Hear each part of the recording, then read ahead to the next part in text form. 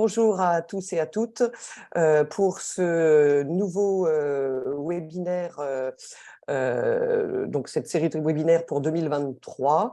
Donc, pourquoi mettre en place une stratégie d'entreprise? Pourquoi et comment? Voilà, c'est le questionnement aujourd'hui. J'ai le plaisir d'accueillir Stéphanie Pétuillat et Aurélie Vrignon, que je vais présenter plus largement juste après. Aujourd'hui, vous vous êtes inscrit à ce webinaire. C'est un webinaire qui est organisé par Améade. Je rappelle juste en quelques mots qui nous sommes. Donc Améade, c'est une solution d'information, de formation et d'accompagnement pour les entreprises métiers d'art. On est uniquement centré sur les entreprises métiers d'art, métiers de la création, entreprises EPV, toutes les entreprises qui sont liées à un beau savoir-faire. Cette solution Améade a été créée par Christine Dubuisson et moi-même. Christine qui nous a quittés il y a 3 mois maintenant, tout juste d'ailleurs. J'ai à cœur de continuer l'aventure que nous avions commencée ensemble il y a 5 ans. Donc le webinaire étant un moment vraiment interactif avec vous, ça m'était important de redémarrer dès la rentrée de janvier avec des webinaires, puisque vous avez pu remarquer que l'année dernière, on n'en a pas fait beaucoup, puisque le dernier devait être au mois d'avril ou mai, mais bon, voilà, l'état de santé de Christine étant ce qu'il était, je n'avais pas tellement à cœur d'organiser ce type d'événement. Donc voilà, nous avons même repris très fort aujourd'hui les webinaires, puisque ce soir, il y a un deuxième webinaire sur les formations à proprement parler, puisque j'ai beaucoup de questions, notamment lors des formations que j'anime sur les autres formations du programme, de notre programmation. Et comme je ne peux pas passer trop de temps, même pas, souvent, j'ai vraiment pas le temps d'en parler, j'ai eu l'idée de faire un webinaire sur ce sujet-là ce soir, où vous pouvez du coup poser autant de questions que vous le voulez. Alors, je vais vous présenter Aurélie Vrignon, donc l'Atelier du Blanc. Alors, pour ceux et celles qui ont fait les formations site internet, c'est un site internet que vous connaissez, puisque vous connaissez indirectement Aurélie, puisque son site est en référence dans mes exemples de sites internet. Celui de Stéphanie y sera également bientôt, mais il est encore en cours de peaufinage. Et donc, Aurélie est céramiste à Limoges. Et puis, je vous présente également donc Stéphanie Pétuillat, qui a créé la marque Pétuillat, couette française d'exception, qui est donc fabricant de couettes et d'oreillers et de matelas nomades, mais même s'il ne faut pas trop en parler, Stéphanie. Voilà. Tu pourras expliquer pourquoi tout à l'heure. Et puis, j'ai évidemment à mes côtés Maxime, le couteau suisse d'Améade, qui sait tout faire et qui est là. Alors, il est connecté sans micro et voilà, il n'est pas présent, mais il est à mes côtés et même physiquement, puisqu'il est dans le bureau, pour en fait gérer le chat et répondre à vos questions et mettre des liens si besoin dans le chat au moment où il y en aura besoin. Voilà. Je vais démarrer cette présentation sur la stratégie en expliquant qu'est-ce qu'une stratégie marketing et pourquoi c'est important de mettre ça en place dans une entreprise, et même dans une entreprise métier d'art, et je dirais surtout dans une entreprise métier d'art. Alors, vous avez certainement peut-être déjà entendu parler de ce qu'on appelle les 4 P. Alors, les 4 P, ça n'a rien à voir avec les initiales du français, puisque on a les traductions françaises ne sont pas du tout avec des P, mais évidemment, ça nous vient des États-Unis. Et donc, on reprend cette expression-là en disant qu'il s'agit des 4 P. Donc, il s'agit de jouer jouer sur le produit, le prix, le lieu de diffusion, hein, ce qu'ils appellent le place, et la communication en anglais, ils traduisent par promotion. Et on va voir que ces différents P sont extrêmement importants et en même temps sont extrêmement liés les uns aux autres, et qu'il n'y a pas en fait qu'une seule stratégie marketing, mais qu'il y a plein de stratégies différentes et on pourrait avoir des stratégies différentes pour une seule et même entreprise. Ça dépend vraiment de la direction dans laquelle vous voulez aller. Et ce qui est important, c'est qu'il y ait une cohérence entre ces 4 P. Parce que c'est ça qui va faire que la stratégie va être gagnante. Et c'est extrêmement important, à un moment donné, de prendre le temps de vous poser et de prendre du recul pour réfléchir à votre stratégie et d'essayer de lever la tête, de ne pas être que dans la production, de produire,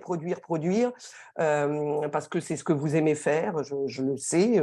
Voilà, pour ceux qui ne me connaissent pas, j'ai été artisan d'art aussi, donc je sais très bien ce qu'on peut éprouver quand on est dans un atelier. Voilà. Mais à un moment donné, il faut quand même se poser la question de est-ce que ce que je produis, j'ai une clientèle en face, est-ce que je la vends au bon endroit, etc. Donc, c'est ces différents points qu'on va aborder aujourd'hui.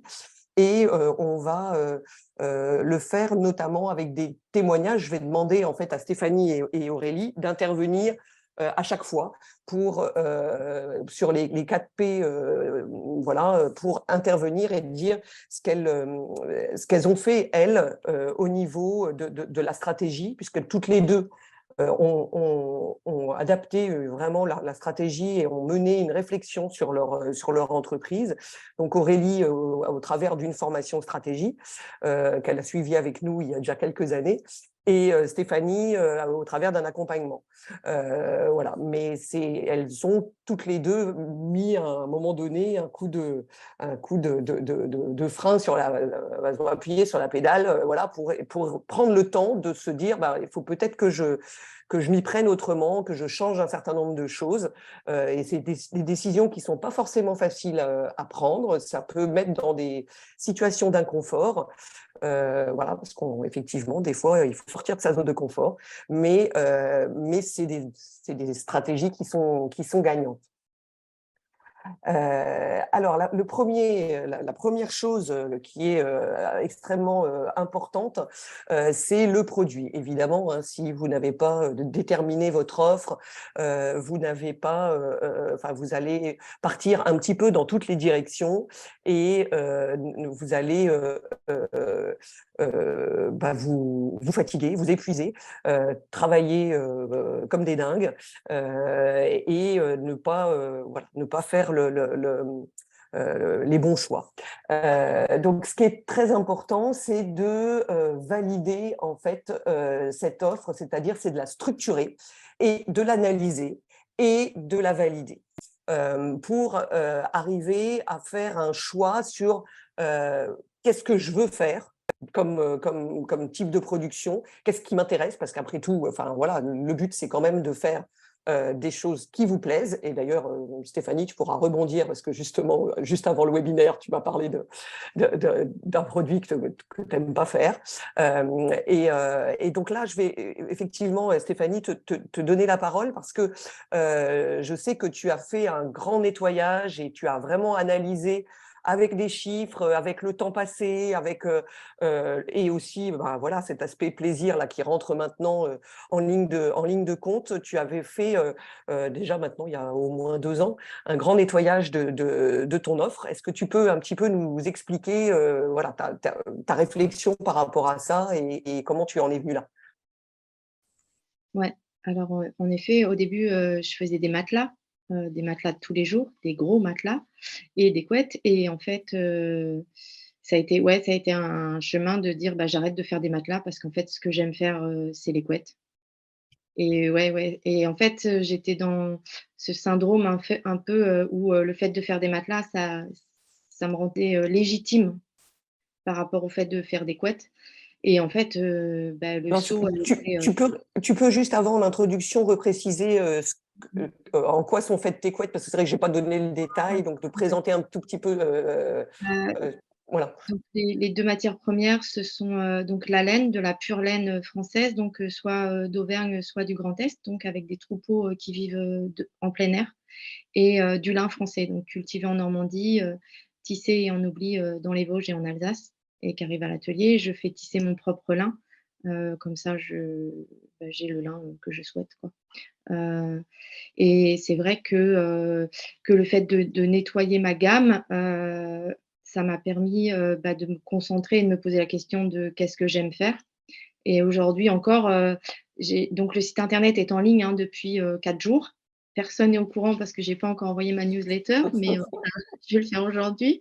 Hem et il y a encore des produits, dont j'ai du mal à me séparer, en fait, mais je sais que c'est pour, un mieux-être, et mieux servir, mes clients surtout.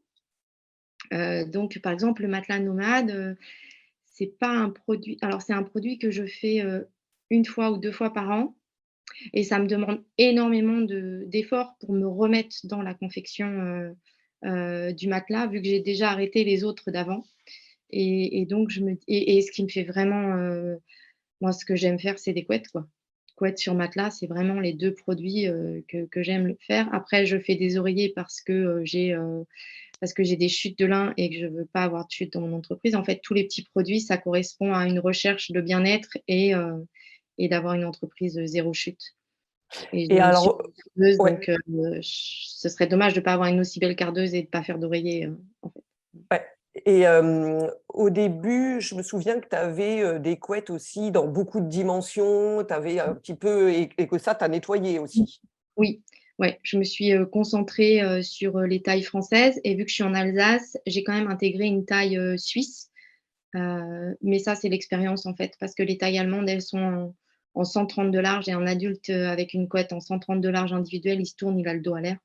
Alors qu'en France, la couette, 140, c'est la couette enfant et donc je suis en 155 de 1,20 m et c'est la taille suisse et les gens n'ont aucune difficulté à se fournir en housse de couette et puis maintenant, il y a de plus en plus de collègues qui font du linge de lit français en lin, sur mesure et qui donc acceptent de faire, ces tailles de housse de couette, quoi.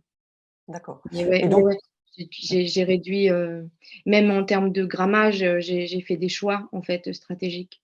Ouais. et je me souviens, tu as fait Mmh des mh. choix pour réduire et alors, enfin, et avoir le but là, c'était d'avoir un stock plus lisible Mmh mh. aussi.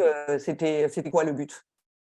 Bah, le but, c'était, en fait, je voulais répondre à tous les clients, donc je voulais faire, du sur mesure tout le temps et en fait, au fil du temps, je me suis aperçue que les clients, que j'avais visés dès le début, c'était surtout les parents parce que je pensais qu'on prenait plus soin de ses enfants que de soi à l'époque. Et en fait, pas du tout. En fait, moi, mes clients, ce sont les couples qui prennent une 2,20, 2,40. C'est la couette que je vends le plus et donc ça m'a c'est grâce à toi parce que quand tu m'as fait, l'analyse, en fait, la 1re analyse, l'état des lieux, ça, il faut se le prendre en voilà, faut pouvoir, le digérer parce qu'il fait je sais pas combien de pages le truc et il faut pouvoir digérer, déjà répondre à toutes les questions parce que si tu as pas de matière pour, donc il faut déjà se mettre au clair, donc ça prend du temps parce qu'il y avait des questions auxquelles j'avais pas de réponse, donc il a fallu du temps pour que, je mette j'avais pas mis, de conscience sur tes questions, donc j'avais pas de réponse, donc une fois que tu m'as posé la question, ça veut dire qu'il fallait que je mette de la conscience là-dessus Ouais.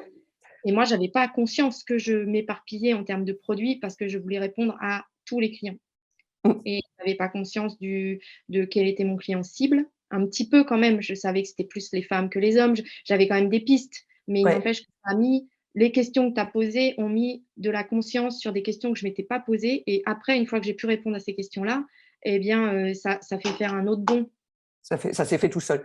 Ouais. Donc, alors effectivement, là, tu dis un élément important, parce que je pense qu'Aurélie, ça peut-être aussi un petit peu fait pareil. C'est vrai que quand on réfléchit sur sa stratégie, vraiment, il y a des moments qui sont pas confortables en fait, parce que effectivement, il faut se poser la question d'abandonner éventuellement des choses qu'on aimait faire, vouloir absolument satisfaire tous ses clients, mais dans l'absolu, le client, si la couette elle fait 10 cm de moins, enfin voilà, il y avait des choses. C'était voilà, dans mon souvenir, il y avait tu avais une liste de références énorme, énorme, énorme. Je me souviens de ça.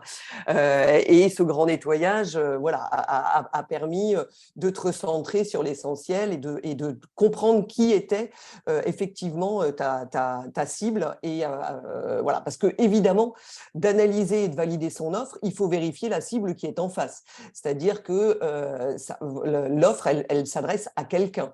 Et si vous ne validez pas en fait cette cible, si vous n'êtes pas conscient qui est votre cible, très souvent, quand je rencontre des entreprises en formation et que je demande, parce que ça c'est quand même une question récurrente sur quasiment toutes les formations qui parlent de marketing, on a donc cette question de la cible.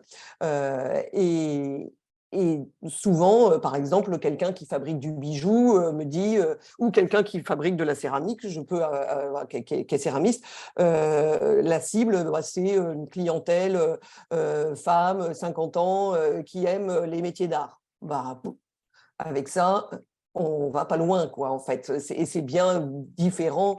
C'est pas du tout ça entre un bijou très prononcé, très fort, et un bijou tout à fait discret en argent. Voilà, il y a un autre bijou très voyant. C'est pas du tout le même type de femme, même si elles ont toutes les deux 50 ans. C'est pas du tout le même type de femme. Donc, analyser, valider son offre. Voilà, il faut arriver à faire du tri dans ces produits pour l'adapter évidemment à sa cible. Je regarde parce que je vois qu'il y a des questions. Oui, alors il y a quelqu'un qui me pose la question, je vous vois et je vous entends, mais vous, maintenant, je ne vous vois pas, moi, en fait. Je ne vois pas tout le monde, hein, c'est le principe du webinaire. Donc, voilà, on ne voit pas, tout le monde. Mais par contre, vous pouvez poser des questions effectivement dans questions-réponses. Alors, au niveau de cette offre, ensuite, ce qui est important, c'est de valider son prix et le positionnement en fait de vos produits. Au niveau du prix, vous allez avoir le prix, il va falloir tenir compte de plein d'éléments différents. Hein. Vous allez, dans votre prix, vous tenez compte évidemment du temps que vous allez y passer, du coût de votre matière, des charges de l'atelier, mais également des prix du marché. C'est extrêmement important de regarder les prix du marché, ce que vous ne faites pas forcément. Et en tout cas, vous regardez des fois les prix du marché de vos copains artisans d'art, mais il faut aussi regarder les prix du marché en général, c'est-à-dire vos concurrents, même voilà, des concurrents de produits qui sont industriels, hein, fabriqués par des belles marques françaises ou européennes, sont aussi vos concurrents. Et puis, il y a également une notion d'acceptabilité du prix donc par le client. Et il y a des prix voilà, pour lesquels les clients n'achèteront plus le produit. Voilà. Ou alors, le contraire, ils ne l'achètent pas parce qu'il n'est pas assez cher, ou ils l'achètent moins parce qu'il n'est pas assez cher et que ça renvoie pas une bonne image au niveau positionnement. Et puis enfin, il y a l'aspect réseau de diffusion. En fonction du réseau dans lequel vous allez vendre, les prix voilà, vont aussi être impactés. Si vous passez par des professionnels pour vendre vos produits, il faudra intégrer dans votre prix une marge, soit une marge de galerie, une marge de boutique, une marge de boutique de dépôt de 30%, une marge de site internet, enfin voilà, que sais-je. Et tout ça va forcément impacter votre prix. Et sur cet aspect prix, c'est plutôt Aurélie là, que j'aimerais bien interroger, même si Stéphanie a fait aussi évoluer ses prix. Mais Aurélie, est-ce que tu peux témoigner sur ce qui s'est passé au cours de toutes ces années? Parce que ça ne s'est pas fait du jour au lendemain, il me semble, par rapport au prix de tes produits, s'il te plaît. Oui, bah, c'est vrai que les prix, bah, là, donc ça va faire bientôt 10 ans, ça fait 9 ans que je suis à mon compte. Moi, je travaille par moule et par série, donc j'ai des prix, des pièces, pardon, des produits qui existent depuis le tout début. Et donc, du coup, j'ai vraiment une référence de l'évolution des prix. Et pour les pièces qui existent depuis le début, bah, le prix a quasiment doublé. Puisque au départ, je trouvais que je mettais pas tant de temps que ça. Et puis, bon, la matière, elle coûte pas si cher. Et puis, ah oui, faire les marchés le week-end, c'est sympa. On voit les copains. Mais en fait, c'est pas ça de vivre sa vie. Et donc, en fait, quand on met tout bout à bout et que derrière, il faut quand même dégager une marge aussi pour le temps qu'on passe à vendre, et ben, au final, le prix a doublé et je vends pas moins, donc je gagne mieux ma vie. Et puis, c'est plus confortable, hein, quand même. Alors oui, il y a des choses qui, effectivement, où j'ai passé le prix d'acceptabilité, je pense. Euh, donc, bah, je les fais peut-être plus, ou vraiment coup par coup. Et puis mes nouveaux produits, je les calcule avec le bon prix et je sais où je mets les pieds, quoi. Si c'est trop cher, et ben, c'est pas la peine de les faire. Mm. Oui, oui, ça t'a permis vraiment de faire un choix par rapport à certains produits. Certains produits où t'en as carrément arrêté à cause du prix ou pas? Euh, Bah, disons que j'ai toujours les moules existants, donc si j'ai la demande, je peux toujours en refaire. Là, je vis sur les fins de stock, au final, qui ne s'écoulent plus puisque puisqu'ils étaient devenus trop chers, mais oui, oui, quand même, il y en a. Enfin, ou alors d'autres où je me rends compte que c'est pas la peine de continuer. Oui, oui, il y en a quelques-uns que j'ai Parce que tu n'es pas rentable avec ces produits-là.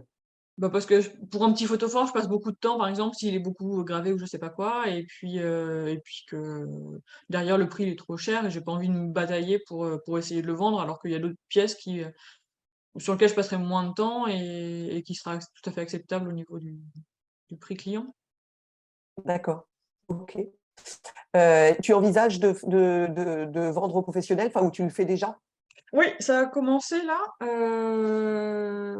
depuis fin de l'année là, depuis 3 mois on D'accord. va dire. Ouais. D'accord.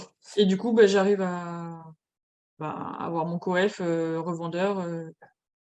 Et Et ils donc, arrivent à peu près au prix que je vends en direct sur Internet, quoi. d'accord. Donc, du coup, ça t'a permis aussi, cette augmentation de prix, en fait, de Oui, t'adapter en fait, au prix pro. bah, surtout de pouvoir proposer mes produits sans me dire je me tire une balle dans le pied, c'est pas la peine de travailler pour eux. Et voilà, là, je sais que je suis OK avec ça. D'accord, ok, merci. Stéphanie, toi, par contre, tu l'avais envisagé à un moment donné de vendre aux professionnels. Je me souviens, au tout début, hein, tu voulais Mmh. notamment vendre dans les beaux hôtels et gîtes, etc. Mmh. Et finalement, c'est par rapport à Par rapport au cet prix. aspect-là, qu'est-ce que tu as pris comme décision quand tu as retravaillé sur ta stratégie? Bah, c'est ce que dit Aurélie, en fait, si je fais ça actuellement avec mes prix, je me tire une balle dans le pied, en fait. Ouais. Donc le choix, c'est soit, de revoir, la stratégie de prix, mais j'en suis pas là Mm, et soit, de dire: «Bah, non, je m'adresse pas aux pros» mm. et voilà et donc j'ai plutôt pris, la deuxième option, c'est que et puis moi j'adore le contact avec le particulier. Ouais, voilà, c'est ce que j'allais dire. En plus, toi, tu Il y aimes a le un contact moment avec où le particulier. à un moment, ça s'est imposé aussi parce que voilà, dans, qu'est-ce que j'aime? Et bah, c'est, voilà, heu, prendre voilà, avoir les infos des clients, pouvoir, rebondir sur des conseils pertinents, créer un lien, et ça, ouais, ouais, moi j'ai besoin d'équipe et je suis seule dans mon atelier. Du Mmh, coup, les salons, c'est vraiment, là où j'ai ma dose «d'humain» entre guillemets, hein, j'ai ouais, pas complètement ermite, mmh, mais voilà et si je m'adresse aux pros, je sais que je vais me fermer, cette porte-là. voilà et j'ai pas envie de fermer cette porte-là, Mmh donc j'ai et j'ai fait ce choix et le prix est pas ça s'adapte pas pour le moment. Oui, c'est pas possible. On Mmh. avait fait effectivement les calculs et c'est pas possible parce qu'effectivement là tu serais obligé de bosser comme une dingue pour arriver à faire le même chiffre d'affaires, Ouais. et donc là tu as, Ça voilà, veut dire, se mécaniser et actuellement, moi, je fais toutes mes couettes à la main et ça, mmh, c'est ma valeur, mmh, et donc oui, c'est possible de s'adresser aux pros si j'accepte, d'acheter une machine, à 50 000 € et sur laquelle je vais appuyer sur un bouton, je mets mon tissu, je mets ma laine, je remets un tissu et qui va me faire le piquage, de façon digitale, dans tous les sens que je veux. mmh. Ce que font mes collègues, hein. Quand tu disais aller voir le prix de ses collègues, tu vois, moi, je suis allée voir le prix de mes collègues, ils sont au même prix que moi avec ces machines-là, donc j'ai encore de la marge par rapport au prix, tu vois? Ouais, Oui, bah, j'ai des collègues qui vendent des en fait, moi, c'est important aussi, tu as dit le prix du marché. Par exemple, moi, je fais des couettes en laine, mais mon marché, c'est la couette en duvet, en fait. mmh, Je ne vais pas voir mes collègues qui font des couettes en laine oui, parce que le et je vais c'est très peu voir mes collègues. Je suis allée voir au début parce que tu avais posé des questions, mais je veux mmh, vraiment garder mon identité, ce que je suis et ce que je fais et avec en effet une valeur perçue, qui moi me paraît, juste et avec tous les calculs qu'on a pu faire, tu vois? Mais, je, ouais, je me ouais, trouver son marché, c'est aussi important, hein, parce oui, que, oui, bien sûr, bien sûr. même en céramique, j'imagine qu'il y a plusieurs marchés de niche Mmh. et savoir dans quel marché de niche on se situe et donc, ouais, moi j'ai des collègues qui vendent des couettes à 5 000 €, tu vois? Donc avec des machines, digitales, donc ça va, j'ai de la marge. Mais je m'adresserai pas aux pros, ça a été, ça c'était très clair, ouais. Ça a été assez clair, Ouais. effectivement, Mmh assez, mh. Mais grâce à assez, ton aide parce que je me dispersais quand même. oui, oui. OK, merci. Donc, ensuite, on évidemment, hein, quand on a, pris cette, voilà, qu'on fait cette réflexion, au niveau du prix, il faut, bien entendu, avoir, aussi, que le lieu de diffusion soit, en accord avec ce que vous avez décidé sur l'offre, hein, et sur le prix. Donc là, c'est, tout à fait, ce que disait, Stéphanie, donc elle a fait le choix aussi, de ne pas vendre aux pros, donc bah, voilà, un salon comme Maisons et Objets, totalement exclu. Stéphanie, alors, Aurélie d'abord, je vais alterner. Aurélie, est-ce que tu peux, nous expliquer un petit peu, toi, ta démarche par rapport au lieu de diffusion? J'ai cru comprendre que, et je crois savoir que les marchés, tous les week-ends, voilà, ça a eu un temps. Est-ce que Assez tu peux, rapidement, ouais, je me suis rendu compte que c'était pas le bon plan. alors est-ce que voilà, Marché, est-ce que enfin tu voilà, on pense facilité, marché de potier, foire de céramiste, voilà, quand on fait de la porcelaine, mais en fait, bah non, en fait, mes produits, moi, ils se vendent mieux en boutique. Alors j'ai quand même quelques dates d'événements que je maintiens parce que je sais qu'elles fonctionnent, oui, en marché, mais le marché à la journée ou juste un week-end, ça, j'ai arrêté. Les salons de toutes sortes, j'ai quand même bien arrêté aussi, parce que moi ça m'épuise en fait d'installer tout. En fait, j'ai tout mon showroom, je charge, bah, comme toi Stéphanie, je travaille toute seule donc bah, charger, décharger, produire, voilà, on s'épuise et puis il y a toujours un truc qui va pas. Il y a les gilets jaunes, il y a la grève, il y a machin, il y a une brocante sur le village à côté, du coup les gens ils viennent pas. Enfin non, en fait, juste, c'est pas mon spot quoi et c'est ça qui est dur de se dire, bah, faut trouver autre chose. oui. Et voilà, donc du coup, je marche, en boutique, je marche, à l'atelier. Malgré tout, j'arrive à faire venir les gens, dans ma petite campagne. Je marche, par le web Et alors du coup, tu as pris la décision, et si tu j'ai veux pris la bien, ouais, décision de comment? oui, c'est ça, est-ce que tu veux bien parler de ça, que tu as pris la décision? Alors bon, De le me Covid, jeter, à faire maison et objets. Parce que, bah, oui, moi, justement, j'ai envie de travailler avec les pros parce que, mmh, je trouve que cette relation, elle est, bah, elle est chouette aussi. Enfin, on parle pas du tout de la même manière avec un client pro qu'avec un particulier. De l'aiguiller, sur ce qui se vend, ce qui se vend pas, enfin voilà, sur nos produits phares où on est apte. Et puis, bah, vu que cette stratégie de prix, elle a été longue à mettre en place et ben, maintenant je peux me permettre de travailler avec les pros. Bon après je reconnais quand même que c'est un peu panique à bord de dire, «Je me lance dans un truc de dingue», mais voilà, mais bon, c'est l'aventure Ouais, quoi, c'est mais il y une en a qui belle l'ont aventure. fait et qui s'en sortent très bien, donc il y a pas de raison que tu vas y arriver. Tu as fait aussi, à un moment donné, tu avais un site internet et tu as pris la décision d'avoir un site de vente en ligne. Ça, c'était donc Ouais, c'était à l'issue bah, d'ailleurs de la formation stratégie, ouais, d'ailleurs, pas très longtemps après. bah, Euh, en plein milieu en fait, c'est arrivé. Eh ben oui, oui, oui, parce que évidemment, c'est vrai que c'était pendant la formation stratégique qu'on a été confinés. Donc, C'est et ça. donc, tu as pris la décision effectivement de faire un site de vente en ligne. Tu peux en parler un petit peu aussi de cette Alors pensée-là? c'était quelque chose que j'avais imaginé déjà depuis fort longtemps, donc j'avais déjà commencé à faire les photos, avoir un peu du contenu, sauf que mon site, j'avais bricolé par moi-même sur des sites, qui sont faciles à mettre en place, mais en fait qui sont pas du tout visibles. On peut pas mettre de référencement partout et donc la formation stratégie à l'époque, c'était 2 fois 3 jours et donc la première partie, on l'a fait en présentiel. Mm. En faisant le planning, je me dis: «Mais je vais jamais trouver le temps de remettre tout ça à plat» et puis, bah, coup de bol, entre guillemets, on a eu le confinement et donc du coup, vachement de temps pour mettre tout ça à plat et sans regret et de base, j'avais l'impression d'être au pied d'une montagne, parce que y a vraiment c'est vraiment un autre métier et il faut vraiment se plonger dedans et donc je me suis quand même fait aider sur la structure, la mise en forme du site et après, j'ai quand même fait une autre formation à Méaz pour la refonte du site internet qui permet de tout mettre à plat et d'être autonome en fait et de gérer son site soi-même.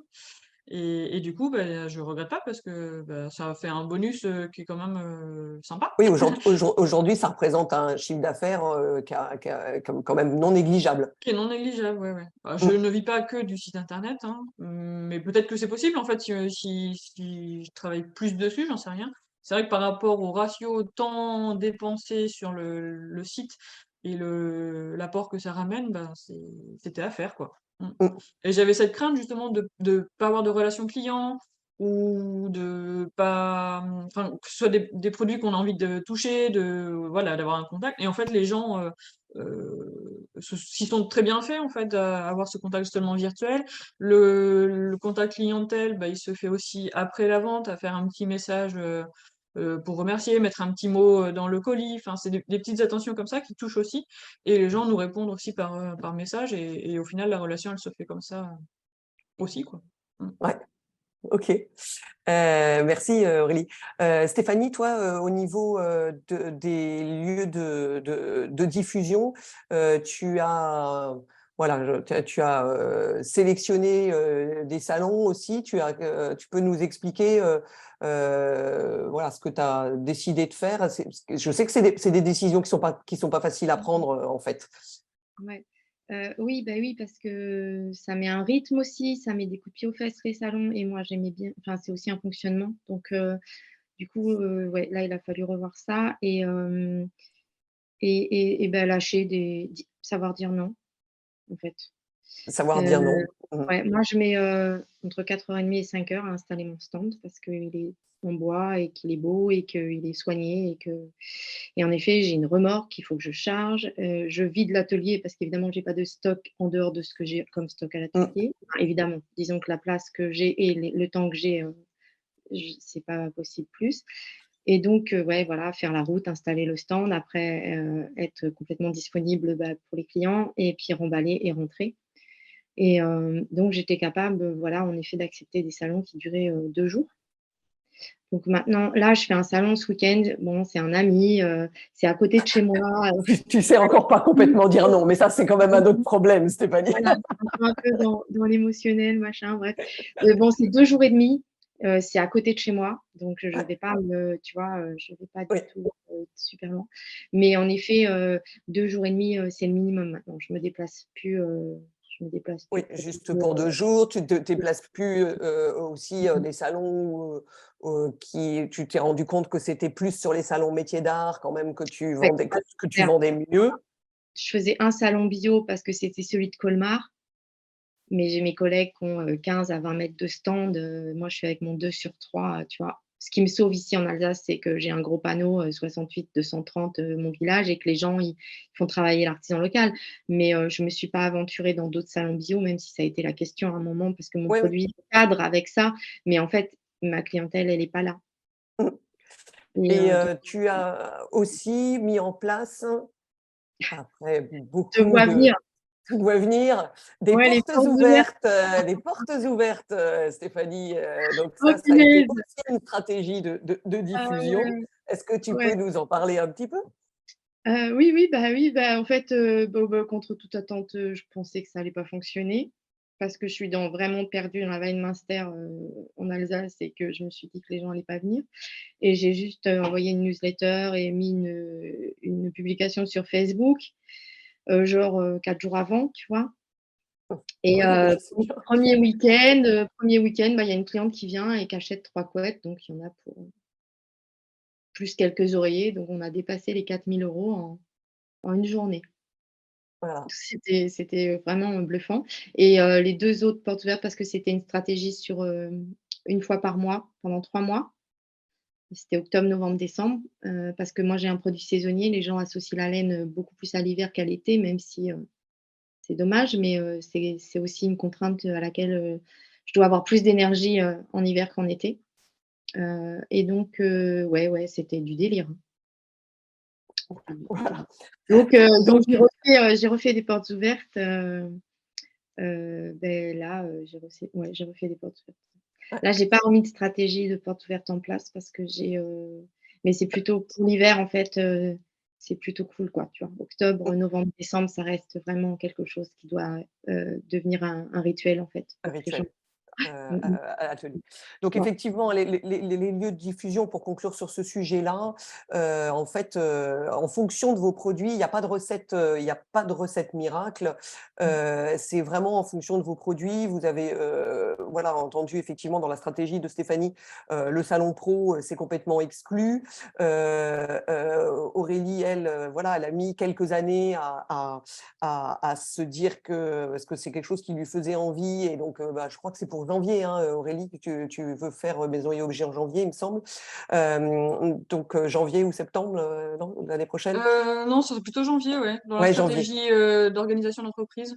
Ouais. Après, ça dépend si je suis sélectionnée, enfin, il y a encore Oui. plein de «si», mais Oui, c'est oui, oui, oui, l'objectif, c'est, c'est l'objectif, c'est l'objectif. Mais en fait, il y a pas, un lieu de diffusion, voilà, vous pouvez pas vous dire, «Je vais faire maison et objets» parce que tous les artisans d'art, voilà, veulent faire maison et objets. En fait, c'est vraiment propre à chacun. Il y a aussi, ben, on peut aussi choisir d'aller à l'export, parce que, ben, voilà, certains produits, fonctionnent hyper bien à l'export et ça, c'est des choses que vous pouvez juste valider, si vous êtes, à un moment donné, vous avez la chance de diffuser vos produits dans des lieux un peu touristiques et que votre clientèle est principalement étrangère, ben, voilà, vous pouvez aussi identifier ce genre de choses et ça, c'est de choisir ces lieux de diffusion, c'est extrêmement, intéressant, de le voir toujours de manière cohérente avec le reste des 4 P, de votre stratégie globale. Et je reste, convaincue qu'il y a, une place, plus adaptée, pour chaque type de produit. Je repense à l'exemple de Marie Corus qui vend, aujourd'hui sur Maison et Objets et que j'ai rencontré il y a bien longtemps, à l'époque où je dirigeais la mission régionale métiers d'art, sur des petits salons, régionaux, puisqu'elle est dans ma région. C'était un salon, Soroptimiste et bah, évidemment, elle est sortie du salon, pas satisfaite, elle avait dû faire 300 €, et encore, et elle avait, rien vendu, c'était une catastrophe. Et aujourd'hui, sur Maison et Objets, son stand ne désemplit pas, elle a tout le temps du monde, elle vend, énormément à l'étranger, elle a des galeries, aux États-Unis, elle répond, à des demandes pour des hôtels et cetera, dans le monde entier. Mais elle n'osait pas franchir le pas effectivement d'aller, dans un salon, professionnelle, elle l'avait même pas envisagé et c'est un peu le hasard de notre rencontre qui a fait qu'elle a été elle s'est orientée comme ça parce qu'elle avait fait une formation avec moi sur monter un dossier pour un concours et en fait, quand j'ai vu son travail, parce que je ne la connaissais pas, quand j'ai vu son travail, je lui ai dit: «Mais vous devriez postuler à Révélation». C'était le premier Révélation ou le deuxième. Et nous, on organisait un stand à l'époque avec la mission régionale et elle m'a dit: «Oh là là, non», enfin, elle se sentait pas légitime, et moi, j'ai dit: «Quel est le risque? Quel est le risque? Le risque de ne pas être prise». Voilà, puisqu'il y avait vraiment un stand collectif organisé à l'époque donc par la mission régionale métiers d'art et le coût, le reste à charge était très peu élevé pour l'entreprise. Et ça l'a complètement lancé en fait. Donc voilà, donc ça c'est à chacun son lieu.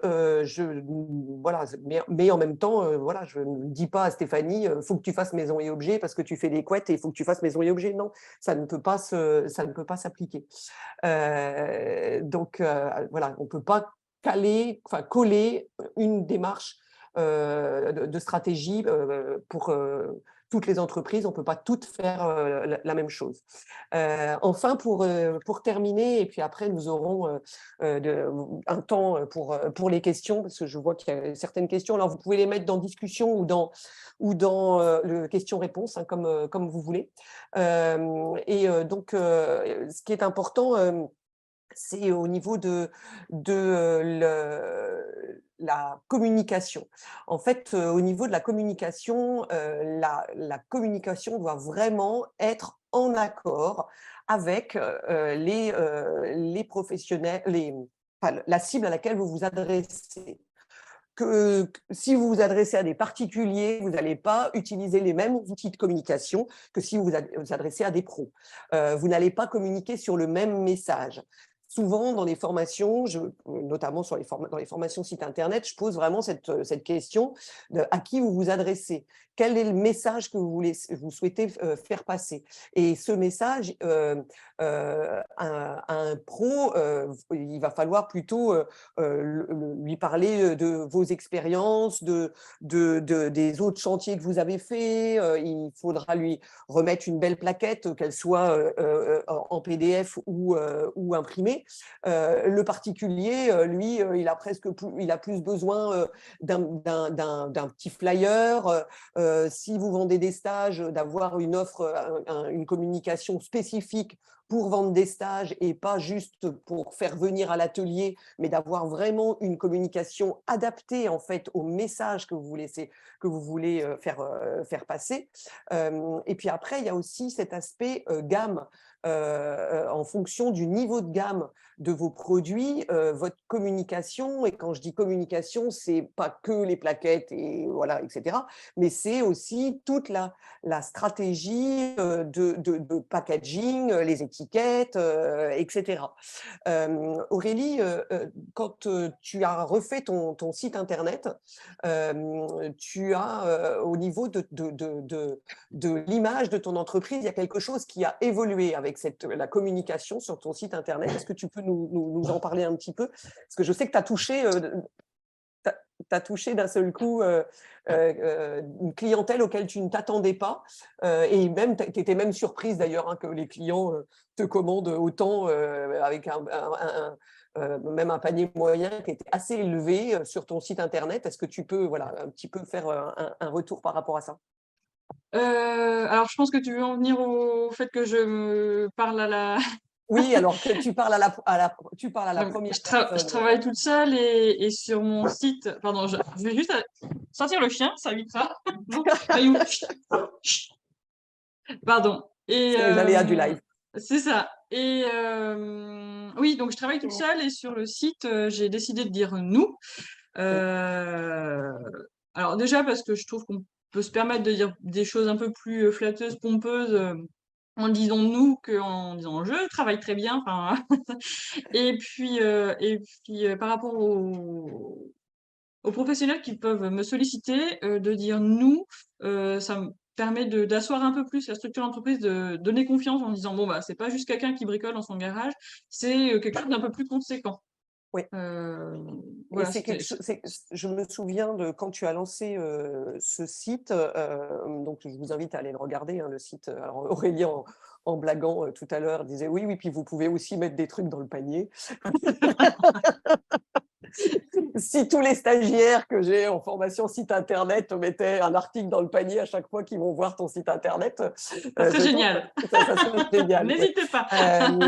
Non, mais le site d'Aurélie donne effectivement confiance et je me souviens, de tes retours, que 3-4 mois après, tu m'avais, on s'était parlé au téléphone et tu m'avais dit, qu'en fait, tu avais été vraiment surprise aussi par des tu pensais au départ que ce site internet allait s'adresser à des clients qui te connaissaient Ah oui, et qui, voilà, passaient commande parce qu'ils t'avaient vu sur des salons et finalement, bah, c'est pas du tout la majorité et que finalement, c'est des gens qui ne te connaissent pas, mais le site, l'image en fait, hein, l'image de l'entreprise, donnée par le site internet inspire confiance, effectivement et donc ça,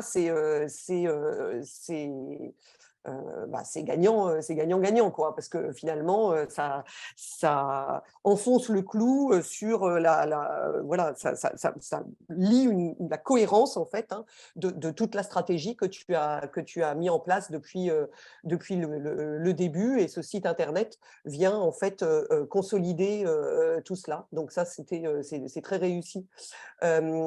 Stéphanie, toi, tu as fait aussi un choix au niveau de la com.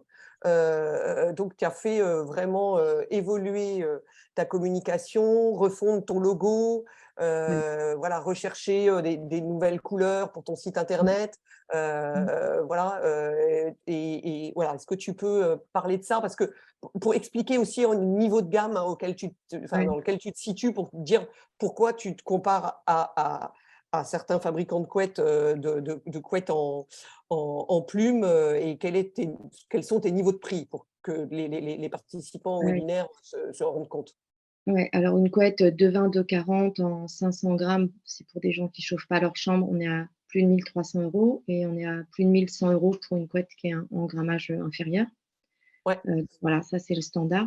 Après bon, il y a les surmatelas, les oreillers, mais, hem, donc j'ai, toi, tu as j'ai changé, ouais, en fait, j'avais des étiquettes avec, du papier, calque. En fait, moi, j'étais confrontée à mes valeurs, personnelles, et les valeurs de mon entreprise, en fait.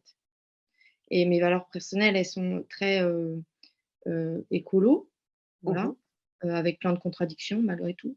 Mais voilà, et du coup, je voulais, vraiment, heu, ouais, au début, c'était ça, tu vois? Les étiquettes, avec, du papier recyclé, du papier calque, tout fait par moi. J'avais même pas de massicot, c'est-à-dire que tout ce que j'avais à couper, c'était au ciseau.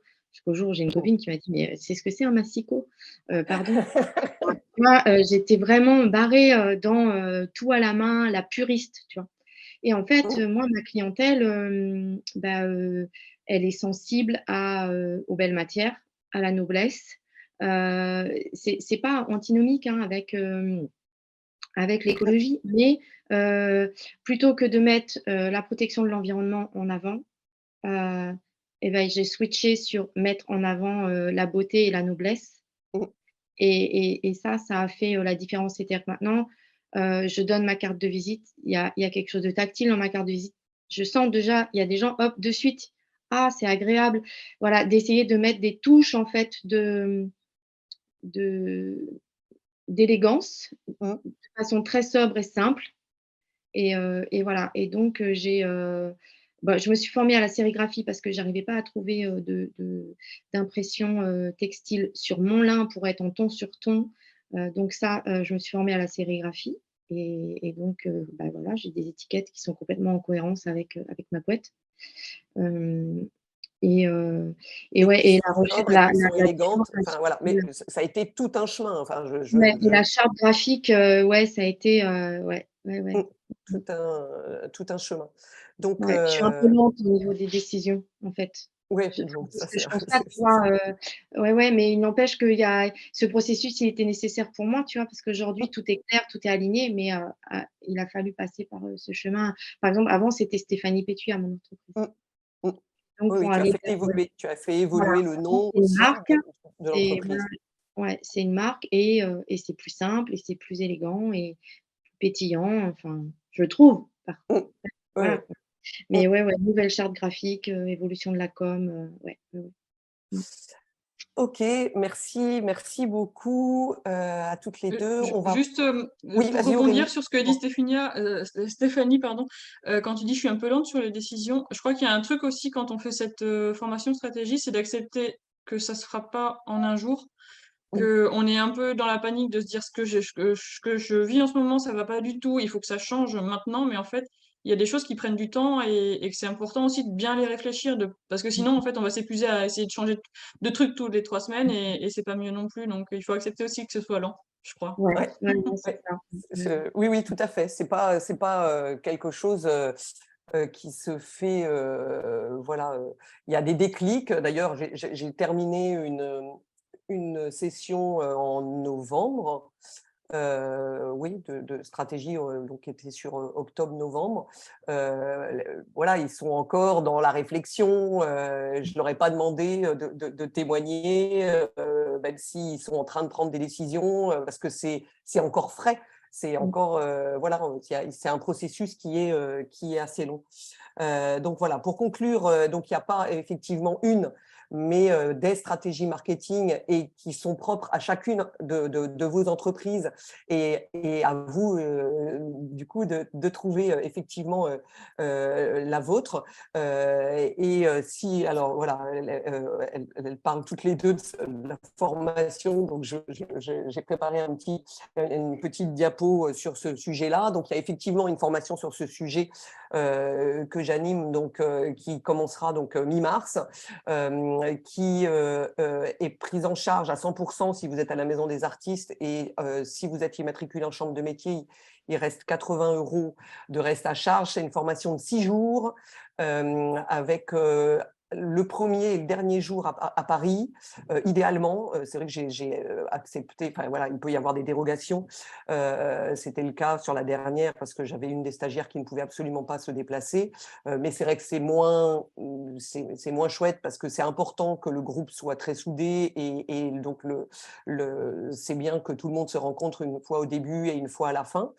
Il y a aussi donc c'est 6 jours et du travail en e-learning. Il y a énormément de boulot, hein. C'est une formation sur laquelle voilà, on travaille vraiment sur son activité. Donc Maxime va mettre dans la discussion en fait le lien dans le chat. Vous pouvez aussi me contacter. Bien entendu, donc soit par mail, soit par téléphone, hein. Je suis relativement disponible, alors plutôt les après-midi que le matin, parce qu'en ce moment j'ai beaucoup de formations le matin. Voilà, et puis je vais prendre les questions, si vous avez des questions, des remarques. Maric, ah bah Maric, elle est là. Qui dit: «Je dis merci à Christelle de m'avoir poussé à abandonner les salons particuliers». Merci, Maric, parce que oui, oui, puis alors Maric, elle pourrait, voilà, elle voulait quand même continuer d'en faire un peu, hein. Donc moi, je lui disais: «Arrête, arrête, arrête, c'est plus la peine». Et elle en a quand même fait où elle s'est ramassée, voilà, je peux le dire comme ça, Maric, je crois. Donc c'est effectivement, elle voulait en avoir la preuve, hein, que oui, sur un salon particulier, elle faisait pas beaucoup de ventes. Donc merci pour ta remarque, Marie.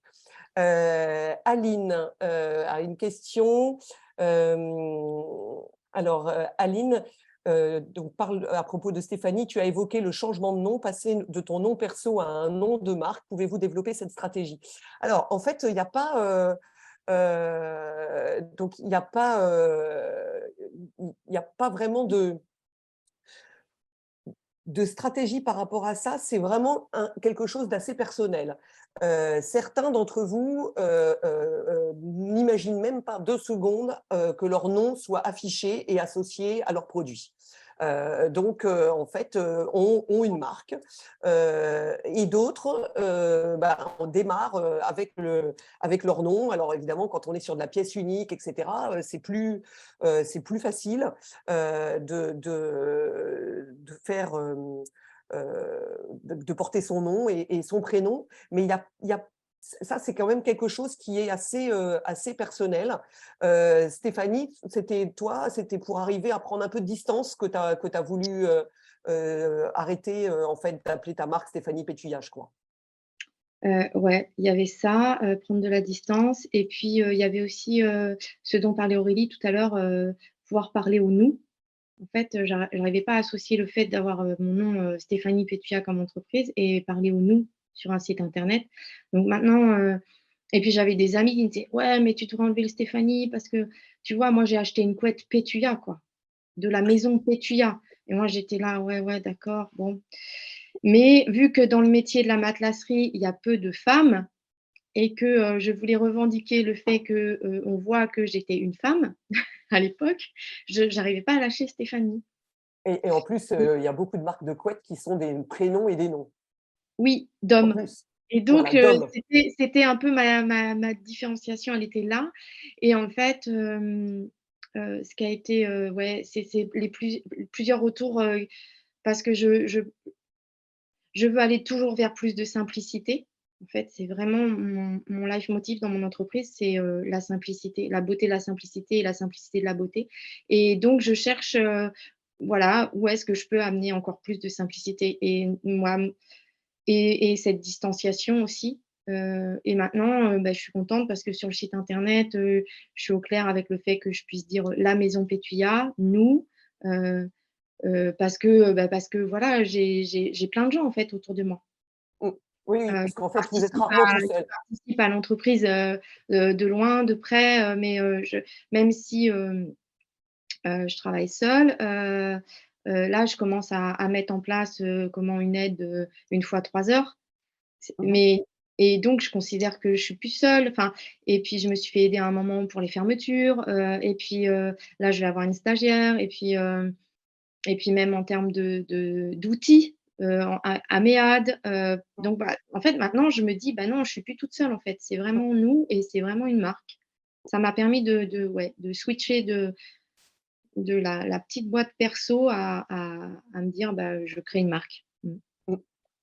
Mais Mmh. c'est propre à chacun, Ouais. Mmh mh. effectivement, certains, moi j'ai très souvent la question, dans les formations sur le site internet: «Est-ce que je m'exprime à je ou est-ce que je m'exprime à la troisième personne, donc il ou elle, ou à la première personne du pluriel?» Mmh. Et ça, je crois qu'il faut, voilà, faut être raccord, en fait, il faut être raccord avec soi-même. Il faut toujours rester, en accord avec soi. S'il y a quelque chose qu'on ne sent pas, il ne faut pas le faire. Ça, Mmh. c'est extrêmement important. Juste d'un point de vue, parce que là, je ne peux pas m'empêcher de mettre cette casquette-là, d'un point de vue SEO et donc référencement naturel, de s'exprimer à je, a un inconvénient majeur, c'est que Google ne reconnaît pas qui est derrière le pronom je. Et que c'est difficile de répéter son prénom, son nom quand on parle à je, alors que quand on dit nous, on peut dire la maison Pétuya ou voilà. Et donc ça c'est Mmh. différent, mais du coup ça permet de moins parler de son nom ou de sa marque. Or c'est ça qui fait qu'un mot clé se répète et que voilà. Donc Mmh. du coup voilà. Je ne sais pas si j'ai bien répondu à la question, Aline. Si la Ouais, question, ouais. Toi Christelle, tu m'avais déjà éclairée sur ça mmh, et là, quand j'ai délégué pour, la nouvelle charte graphique, heu, elles ont remis ça sur le plateau et au début, c'était toujours non, quoi. mmh. Ah oui, mais je sais bien, je me Heu souviens bien. et Et j'arrivais pas ouais. Et à toi lâcher. Aurélie? Ouais. Et Mmh. toi Aurélie? Moi, depuis le Ouais. début, alors mon nom déjà, quand je le prononce, on le comprend pas forcément. Enfin, il est dur à retenir, donc rien que pour ça, bon, je voyais pas trop l'intérêt de mettre mon nom en avant. C'était une manière de me planquer, hein, au départ aussi, hein, de Ouais. je tente mon truc, je prends pas de risque, on saura pas que c'est moi. Bon après au final, on le sait quand même, mais et puis effectivement, tout ce que tu dis là, c'est clair, qu'on peut dire beaucoup plus de choses, sur un nous, sur une marque, et puis de mettre de la distance aussi en Oui, fait, oui, il y a notre boulot et il y a notre personne, aussi. ouais. Ça permet d'être un peu moins dans c'est mon bébé que je vends et d'être Voilà. voilà, un petit peu, d'arriver un petit peu à prendre de la distance, effectivement, voilà, pour être moins impliqué émotionnellement, en fait, dans la vente de ces produits, parce que c'est ça aussi qui est très compliqué, hein. Mmh. Est-ce que vous avez d'autres questions pour les participantes ou voilà? Non, manifestement, on va attendre un tout petit peu parce que des fois, il faut quand même un tout petit peu de temps pour écrire. En attendant, j'en profite pour vous dire que ce soir, il y a un autre webinaire qui est plus à proprement parler sur sur les formations, toutes les formations que nous proposons chez Améade. Je vois Nathalie Melon qui a commencé à écrire quelque chose. Donc, je suppose, Nathalie, que tu as une question. Donc, je vais attendre voilà, de répondre à ta… Alors, oui, Aurélie et Stéphanie, est-ce que vous avez protégé votre marque? Oups! Oh, les vilaines. C'est pas Alors, faute de leur avoir dit. oui, moi, j'ai fait j'ai déclaré à l'INPI, en fait. Mm. Mais c'était à l'époque où je m'appelais Stéphanie Pétuya. Donc,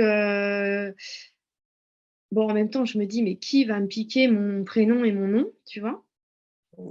Bon, donc là, en effet, ça s'impose d'aller, refaire, la même étape pour que Pétuya parce que, figurez-vous que, donc mon ancien site internet vitrine que j'avais créé avec Jindo s'appelait stéphaniepétuya.fr.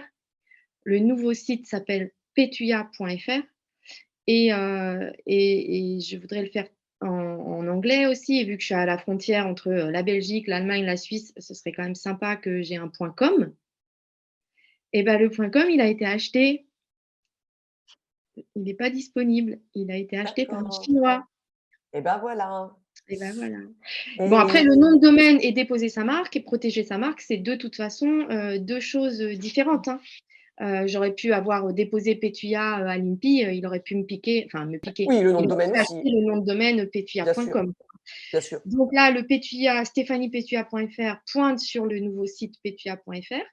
Mhm. Mais le pétuya.com, alors j'ai reçu 2 mails de quelqu'un qui me dit que le pétuya.com a été acheté, mais que je peux le contacter pour le racheter, mais c'est pas le même nom que la personne que je vois qui a acheté le pétuya.com quand je vais sur OVH ou Ouais, de Switch. ouais, Donc, bah oui. je n'ai pas rebondi sur ces 2 mails, mais bon, bah voilà.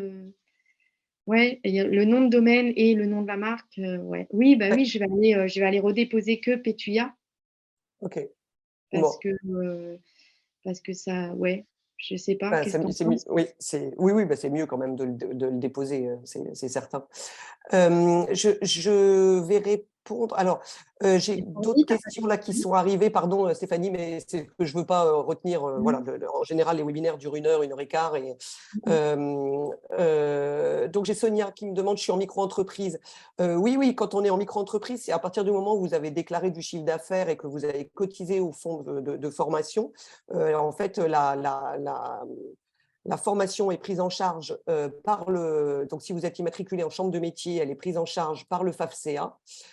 Donc, nous montons tout le dossier et vous avez donc le coût de la formation, je ne sais plus exactement de combien il est, il est à 1200 ou 1100. Merci Maxime, 1250.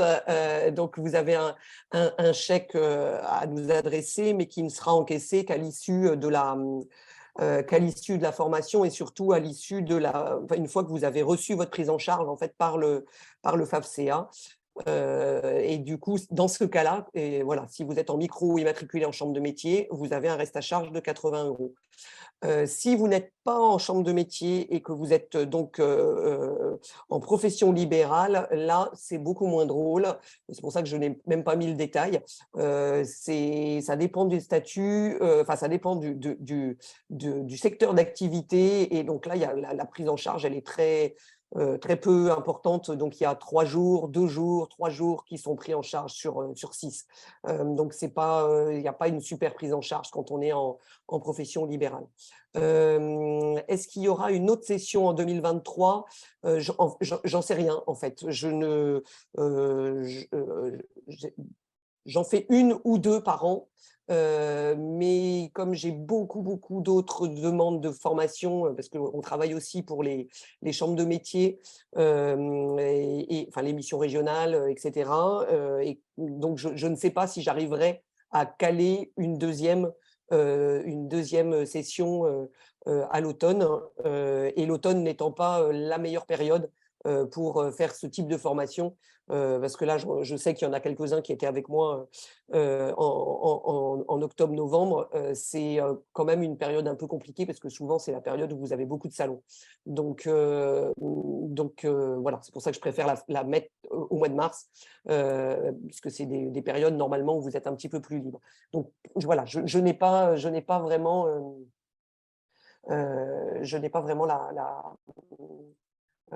la réponse aujourd'hui. J'ai pas encore fait l'agenda de la deuxième partie de l'année.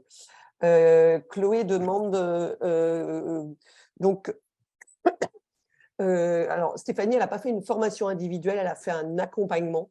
C'est un accompagnement à l'année, en fait, hein. Donc c'était un abonnement mensuel, voilà, donc à l'année, qui voilà, je suis en train de revoir là comment pouvoir continuer de faire ça, mais maintenant que je suis seule, ça me complique un petit peu les choses, que maintenant que Christine n'est plus avec moi pour faire ses accompagnements et les formations. Du coup, là, j'ai une charge de travail très importante, donc je suis en train de retravailler, moi aussi, la stratégie d'Améade par rapport à ça. Donc, pour l'instant, Chloé, c'est un petit peu tôt pour te répondre, mais voilà, ça va se profiler d'ici 2-3 mois. Je saurai comment proposer ça.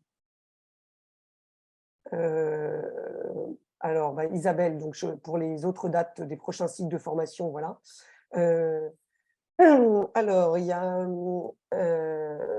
j'ai un souci avec la date du 6 avril, car je me suis inscrite sur Hobart-Montpellier.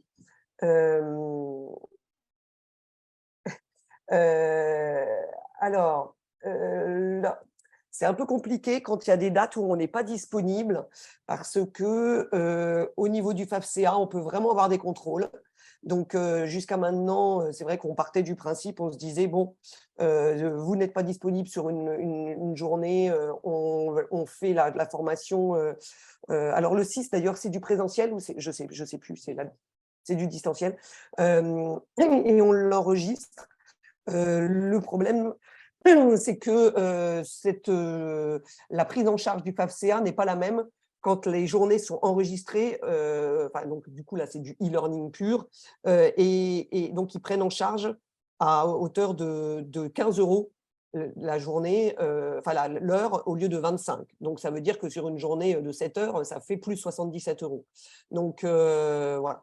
Ou alors, c'est une journée qui n'est pas prise en charge. Alors, je ne sais pas, il faudrait qu'on en discute.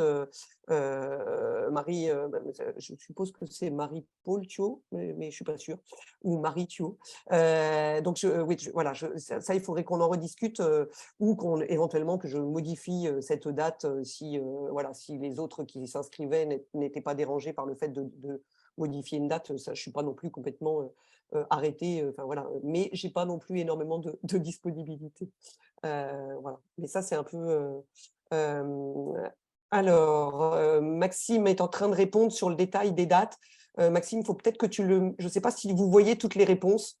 Il faut peut-être que tu copies ça dans le chat, parce que je ne crois pas que dans questions-réponses, tout le monde le voit. Et ok, Marie-Paul. Donc voilà, mais si tu veux, on pourra en reparler voilà, de cet aspect-là. Est-ce qu'il y a d'autres questions?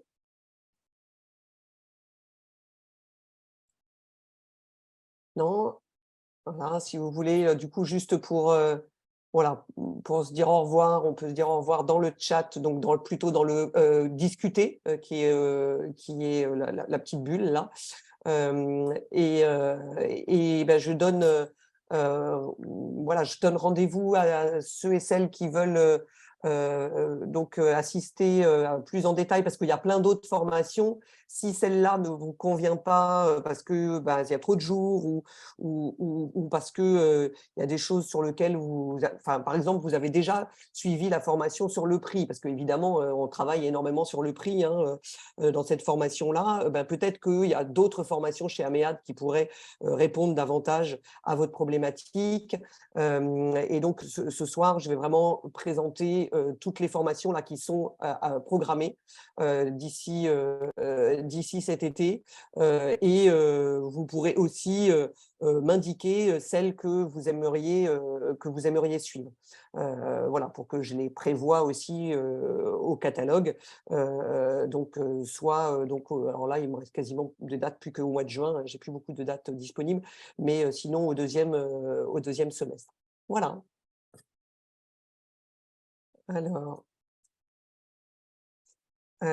Alors, il y a Vesna qui dit il n'y a pas de date sur la fiche de description. Maxime. Ouais. Alors, c'est dans l'image, en fait. Il faut cliquer sur. Ou alors, c'est sur le côté, non?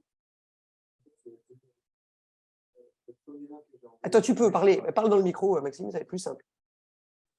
Oui, donc en fait, dans le premier lien que j'ai envoyé dans le chat, c'est la page de la formation.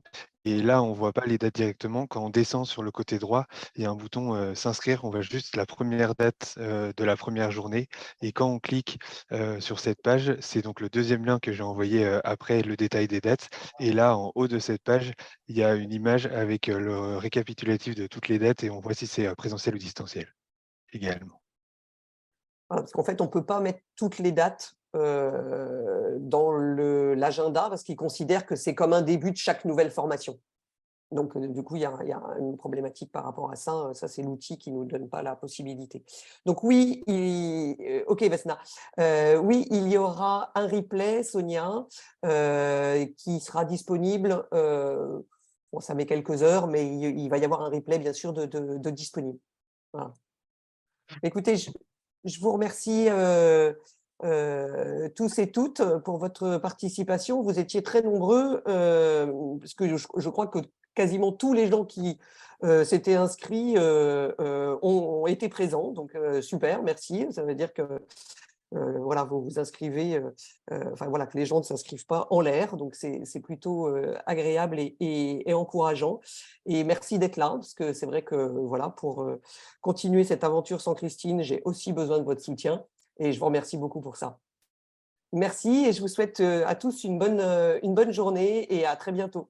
Au revoir. Merci, au revoir. Merci, ciao.